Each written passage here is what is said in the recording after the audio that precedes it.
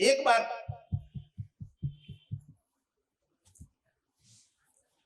देवराज इंद्र हाथी पर, कुंभ मेला लग रहा है ना, कुंभ में जा रहे थे, अभी कुंभ लग रहा है, तुम लोग कुंभ में हम रहेंगे 1 फरवरी से 10 फरवरी तक।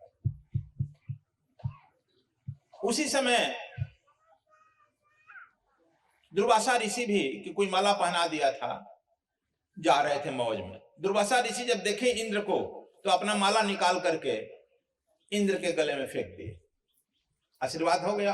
साधु का तो ऋषि का आशीर्वाद होता है, यही पैसा नहीं देता है प्रत्यक्ष नहीं देता है, परोक्ष। लेकिन इंद्र जो है, देखो हम आज बोलने वाले थे, आदमी के शरीर में आलस आता है, अब मन में प्रमाद आता है। आलस तुमको यदि 3:30 बजे 4 बजे जगना है, लेकिन आलस यदि रहा, नहीं जगा, तब तुम्हारा जो है पूरा पिछले जन्म का भी, इस जन्म का भी सब त्याग तपस्या समाप्त हो जाता है। एक आलस ऐसा गुण है कि आदमी को सब खा जाता है और शरीर में आलस आती है। थोड़ा ठंडा लग रहा है, थोड़ा गर्मी लग रहा है, अच्छा मौसम नहीं है, अच्छा जगह नहीं है, यह मन नाना प्रकार का भ्रम करता है, आलस। दूसरा प्रमाद खड़ा करता है, जैसे अहंकार प्रमाद खड़ा कर देता है। और यह आदमी में यदि आलस और प्रमाद आ जाता है, शरीर में आलस और मन में प्रमाद आता है, इसको ठीक से समझ लो। मन में जब प्रमाद आ जाएगा तो आपको खा जाएगा। उस इंद्र के मन में प्रमाद आ गया कि मैं तो इंद्र हूं, देव राजा हूं, ये लंगोटी धारी हमको अपना माला फेंक दिया।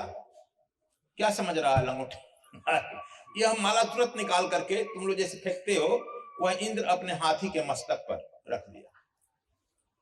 हाथी के मस्तक पर रखेगा तो क्या करेगा, हाथी जो है उस माला को उठाया और फेंक दिया, और फेंक करके उस पर पैर रख करके कुचल के चल दिया। हाथी तो माला खाएगा नहीं। यह जो है दुर्वासा देखे, और दुर्वासा ऐसे व्यक्ति चुप रह जाए देखकर दुर्वासा ऐसा व्यक्ति चुप नहीं रह सकता है। आशीर्वाद तो बहुत कम देते हैं, श्राप के लिए विख्यात हैं, और तुरंत उनके मुंह से श्राप निकल गया, जाओ तुम्हारा सर्वनाश हो जाएगा और इंद्र के पद से तुम च्युत हो जाओगे तत्काल। और यह श्राप फैला और तुरंत जो है राक्षस लोग आक्रमण किए और देवराज इंद्र को च्युत कर दिया। यह कहानी हम नहीं कहना चाहते हैं। इसके बाद देवराज कहां गए, ब्रह्मा के यहां गए, लेकिन ब्रह्मा ने कहा कि इसका उपाय मैं नहीं कर सकता हूं, अपने गुरु के यहां जाओ। ब्रह्मा ने कहा कि आप श्रेष्ठ हैं, कहा कि गुरु उपाय, देखो शास्त्र की बात कह रहा हूं। ब्रह्मा ने कहा गुरु उपाय होता है, गुरु के पास उपाय होता है।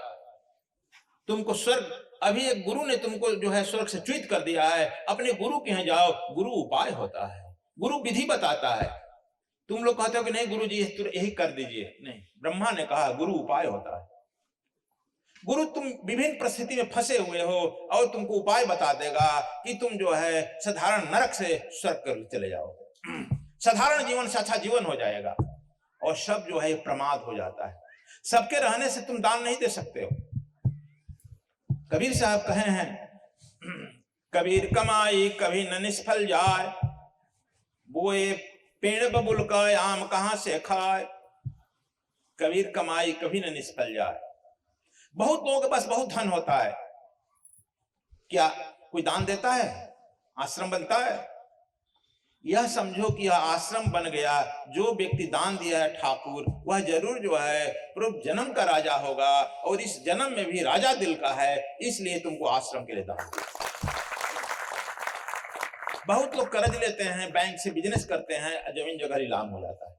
तुम जानते हो इस आश्रम का, कहीं भी हमारा आश्रम है, इसका तत्काल फल देखो। यहाँ अगल बगल जो एक्सीडेंट होता होगा, लोगों की अकाल मृत्यु होती होगी, तुरंत रुक गया होगा, तुरंत रुक जाएगा। और आश्रम का जो खिलाफ करेगा वह भी तुरंत जो है परमात्मा को प्राप्त कर जाता है।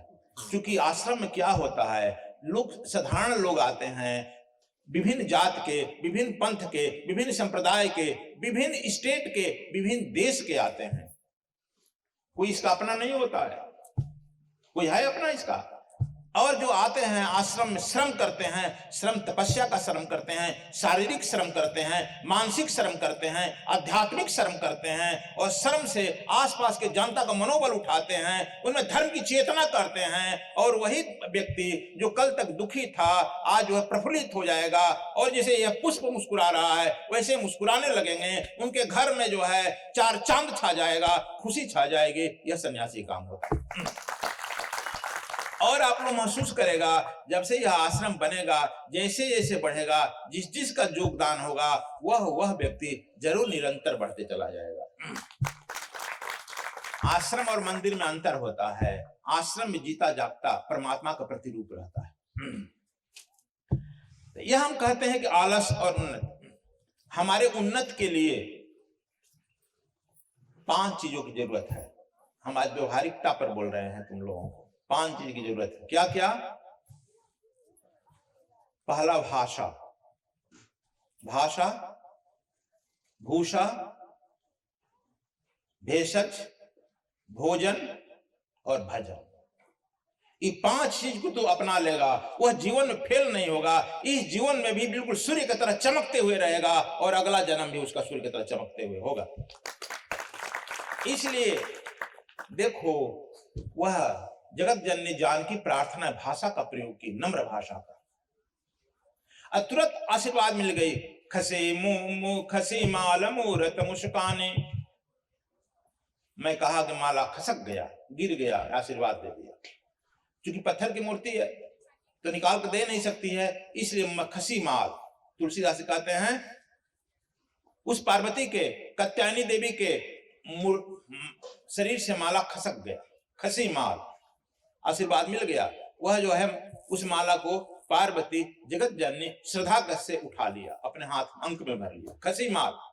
जब वह उठा लिया माला तो स्पष्ट तुलसीदास जी कहते हैं मूरत मुस्कानी, पार्वती जी मुस्कुरा दी। तो कहे कि मुस्कुरा दी, तब फिर पार्वती जी श्रद्धा से झुक जाती हैं। तब आता है सुनो सुन सत्य अशेष हमारे, पूजहि मनोकामना तुम्हारी। देखो यह भाषा, ऐ सीता मेरा आशीष सुनो, तुम सत्य हो, तुम्हारा संकल्प भी सत्य है, इसलिए तुम्हारी मनोकामना पूर्ण होगी। यह आशीर्वाद मिल गया। पहला भाषा, भाषा तुम्हारा किसी भी परिस्थिति में नम्र होना चाहिए। और देखो इंद्र का भाषा यदि थोड़ा नम्र रहता, झुक करके प्रणाम किए रहते, माला प्रेम से ले लिए रहते, तब हो सकता था कि तुम वही दुर्वासा उनको आशीर्वाद देते कि जाओ सम्राटों का सम्राट बनो। लेकिन भाषा का प्रयोग नहीं हुआ। ठीक देखो अपना चित्त हो गया। जगत जननी जानकी भाषा का प्रयोग की और वह जो है लक्ष्मी कात्यायनी तुरंत आशीर्वाद दे दी, पार्वती जाओ तुम्हारी मनोकामना पूर्ण। वह जानती हैं कि वही नारायण है, वही लक्ष्मी है, इसके बाद भी उसको अहंकार नहीं है, प्रमाद, यह मन में प्रमाद नहीं। जिसके मन में प्रमाद आता है समझो कि उसका नाश है। आलस और प्रमाद किसान को भी खा जाता है, साधु को भी खा जाता है, विद्यार्थी को भी खा जाता है, उद्योगपति को भी खा जाता है। जिसके मन में यह दू आया खत्म। प्रमाद का प्रतीक रावण था, कुंभकर्ण था। आलस का प्रतीक कुंभकर्ण था, खा गया लंका। इसलिए आप लोग यह 2 चीज कह करके हम जाएंगे तुम लोगों को, चूंकि यहां पर हम पहले आए हैं।